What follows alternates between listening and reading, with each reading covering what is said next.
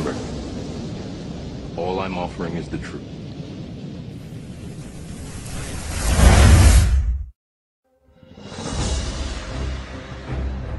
If you had to put a name to the conspiracy that's come down to us through the ages, that some call the Illuminati, some other people call it other things, but I think if you boil it down to its purest, simplest form, you would identify it essentially as Freemasonry. Now that might surprise some of you, but understand that Masonry has been around a long, long time. It may not have always been called Freemasonry, but Masons itself brag about the fact that their first Mason was Tubal-Cain. Now Tubal-Cain, if you know your Bible, was the seventh man from Adam by way of Cain, and he was the guy that invented metalworking. And he is supposedly the first Mason. Now that's pretty far back to start a conspiracy. Then of course you have the flood. After the flood, the Masons say that the first Mason was Nimrod. Now of course we all know who Nimrod was. He's the guy that helped build the Tower of Babel. That's pretty good Masonry. He was the person who basically had the idea for a one world government. He wanted to start a United Nations. He had all these great ideas, you know, one world government, all this kind of stuff, new world order. And God had other ideas. And God came down and he cast confusion and changed the languages of the people. So they went and scattered abroad on the earth. That basically tells us what God thinks about the United Nations. This caused the conspiracy to go underground. And for centuries it existed in various forms. And if you look in the books, the literature of Masonry, you will find that Masonry says it is the direct linear descendant from the ancient mystery religions, from the ancient fertility cults. Now what does that mean? That sounds sort of exciting and mysterious and exotic. Well, the ancient fertility cults were cults that revolved around human and animal reproduction. I'm sorry to be blunt, but that's what they mean. It's Baal worship, essentially. If you study the worship of Baal in the Bible, you've got all these false gods like Molech and Baal and Chemosh and some of these others. All of them, their rites involve sexuality. And that's the same thing that Masonry is. That's why the god of Masonry is the phallus. That's why you have Masonic monuments like the Washington Monument that look like a giant phallic symbol. It's that simple. So this is the conspiracy. And it may have been called many names, like, for example, before the time of Christ, Masonry was called the Dionysian Artificers. Later on, it was called the Gnostics. The Gnostics are basically people who believe that you are saved by secret knowledge, to put it simply. Gnosticism, it comes from the Greek word gnosis, which means knowledge, like diagnosis or prognosis.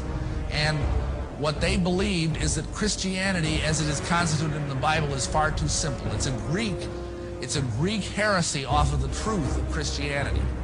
And what it means is that you have to go through all sorts of elaborate rituals and details and deal with archons and aeons and logos and all these different things in order to receive salvation. Modern day Gnostics would be examples, for example, the Mormons, the Masons, a lot of New Agers. All these people believe they're saved by acquiring some sort of arcane, hidden wisdom. Then we've got pre-Islamic sorcery and alchemy, but that in turn birthed what is called the assassin cult. Now some of you may have heard of this. There was a group that came out of Orthodox Islam that was called the Ishmaelians. It was like a splinter group. And these Ishmaelians were a small but powerful heresy. And one of their chief leaders was a sheikh by the name of Hassan-i-Sabah. And this guy led a group that was called the Hashishin. That's where we get our word assassin, is from the Arabic word Hashishin. Now why were they called Hashishin? Because the word means eaters of hashish.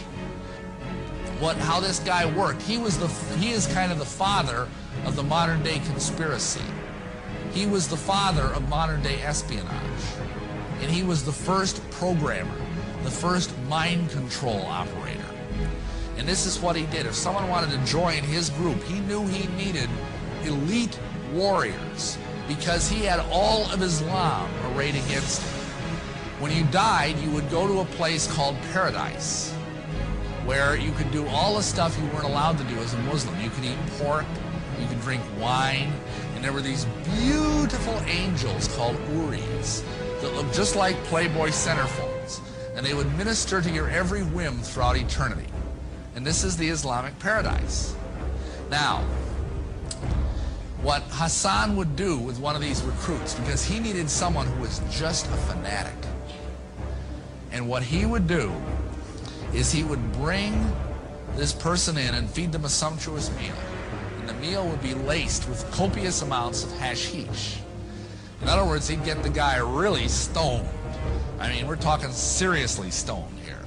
And then he would take him into a secret garden in the heart of his castle, and there would be beautiful women, all the pork he could eat, all the wine he could drink, and for 3 or 4 hours the guy would just really enjoy himself. And then he would bring him back when he started coming down off the trip. And he would sit him in the chair and he would say, I have taken you to paradise.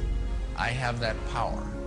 If you serve me in jihad and die in my service, you will go straight to paradise for all eternity. What do you think the guy said? And these guys were total fanatics.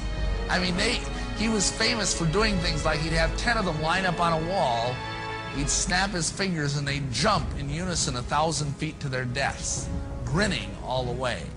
And those have become some of the bywords of the Illuminati that he had such a profound influence on. Okay, moving along. What happened next is the royal secret of Masonry passed from the Assassins to the Templars. Now, the Knights Templar were warrior knights. They were Catholics that took part in the Crusades that you've probably all heard about. They went over to the Holy Land to try and capture the Holy Land back from the Saracens. Now, the Saracens were a kind of Muslims. During this conflict, which lasted over a century, they began to interface with the Assassins. They began to share each other's secret. And so when they lost the Crusades, the Templars went back to Europe, immensely wealthy, immensely powerful, and full of occult knowledge.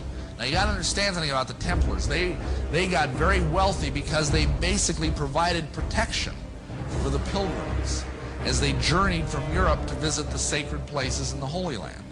And they got very, very wealthy. Plus, there are legends that say that they found Solomon's treasure buried in the ruins of Solomon's temple in Jerusalem, and that they were fabulously wealthy. They got so powerful, and interestingly enough, they became the first international banksters.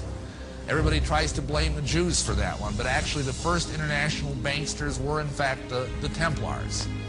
And they got so powerful and so wealthy, they threatened the Vatican, which was not a wise thing to do.